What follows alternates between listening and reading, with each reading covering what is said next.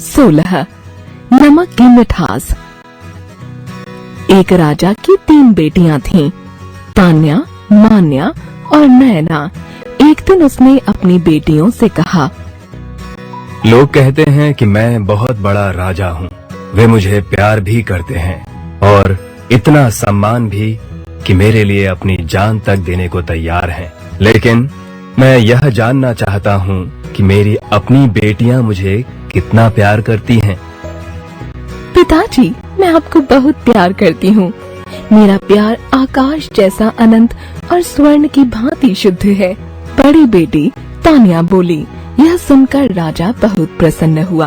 पिताजी, आपके लिए मेरा प्यार सागर जैसा असीम और हीरे जैसा मूल्यवान है। मंझली बेटी मान्या ने कहा। राजा की प्रसन्नता का ठिकाना न रहा। पिताजी, मेरा प्यार वैसा ही है जैसा एक बेटी का अपने पिता के लिए होता है। सबसे छोटी बेटी नैना ने उत्तर दिया। लेकिन तुम मुझे कितना प्यार करती हो? राजा ने जानना चाहा। नैना सोचने लगी और फिर बोली, पिताजी, मैं आपको उतना ही प्यार करती हूँ जितना हम सब खाने में नमक को करते हैं। क्या तुम मुझे केवल साधारण नमक के बराबर प्यार करती हो? राजा ने फिर पूछा। हाँ पिताजी। मुझे इस प्रकार अपमानित करने का फल तुम निश्चय ही भुगतोगी। वह बोला। उस दिन से राजा ने नैना से बात करना छोड़ दिया। वह उसकी ओर देखता तक नहीं था। समय बीतता गया। राजा ने तान्या और मान्या का विवाह राजघरानों में करा दिया। जब नैना के विवाह की बारी आई तो उसने नैना का विवाह एक भिखारी से करा के उसे विदा कर दिया। इस प्रकार राजा ने अपने अपमान के बदले उसे दंडित किया, किंतु नैना ने अपना दंड बिना एक शब्द कहे स्वीकार कर लिया। नैना सहनशील ही नहीं, बहादुर भी थी। उसने कठिनाई का सामना करने के लिए अपने आप को तैयार किया। सबसे पहले वह अपने पति के बारे में जानना चाहती थी। वह कौन था? पति ने बताया कि वह वास्तव में भिखारी नहीं था। वह इस शहर में नया था और काम ढूंढ रहा था। जब उसे कोई काम नहीं मिला तो लाचार होकर एक दिन भोजन के लिए भिक्षा मांगनी पड़ी। उसी समय राजा ने उसे बुलवा लिया। नवयुवक ने अपना नाम कौशल बतलाया। कौशल नैना को पत्नी के रूप में पाकर प्रसन्न था। दोनों शहर से बहुत दूर एक छोटी सी झोपड़ी में रहने लगे। नैना ने कुछ आभूषण पहने हुए थे। उसने अपने आभूषण बेच दिए और उन पैसों से एक नया जीवन आरंभ किया। कौशल ने थोड़ा सा खेत किराए पर ले लिया। वह उस पर खेती करने लगा। सौभाग्य से भरपूर फसल हुई। अब उसने थोड़ा और खेत किराए पर ले लिया। कुछ वर्षों में ही कौशल ने ढेर सारा पैसा जमा कर लिए। इन पैसों से कौशल ने कुछ खेत खरीद लिए।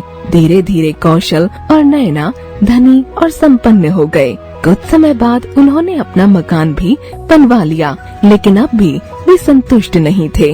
उन्होंने अपना परिश्रम जारी रखा। कौशल ने अपने लिए एक बड़ा सा महल बनवाया और उसमें बड़े ठाठ और आराम से रहने लगे। इस समय तक दोनों पति पत्नी समाज में सम्मान पाने लगे थे।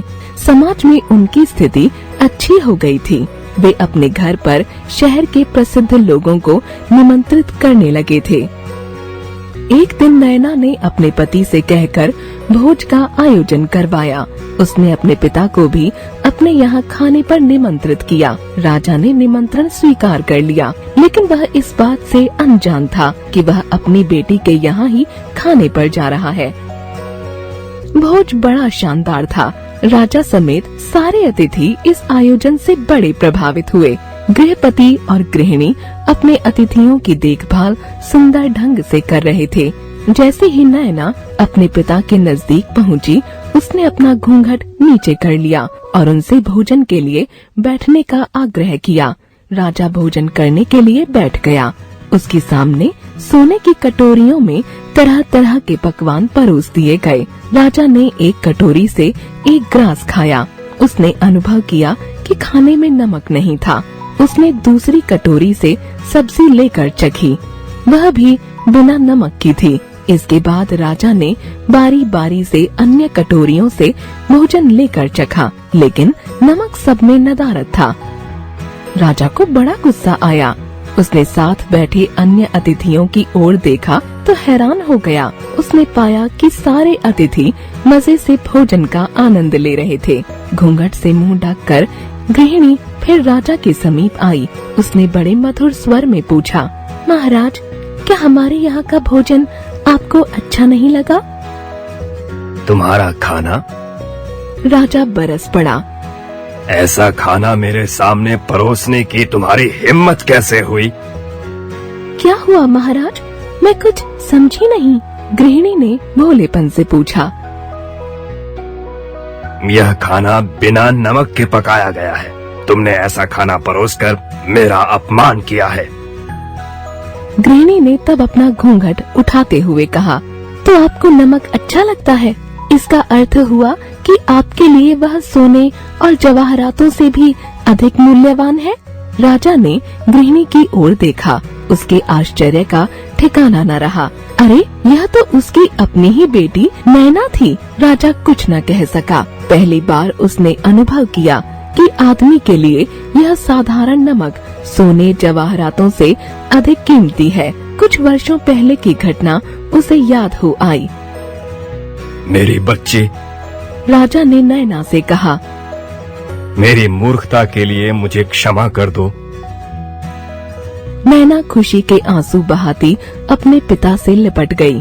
नैना से जैसा व्यवहार राजा ने किया था, उसके लिए वह लज्जित था। अब वह अपनी गलती को किसी प्रकार सुधारना चाहता था। उसने नैना और उसके पति को अपना सारा राज्य दे दिया। अब वे सब एक साथ आनंद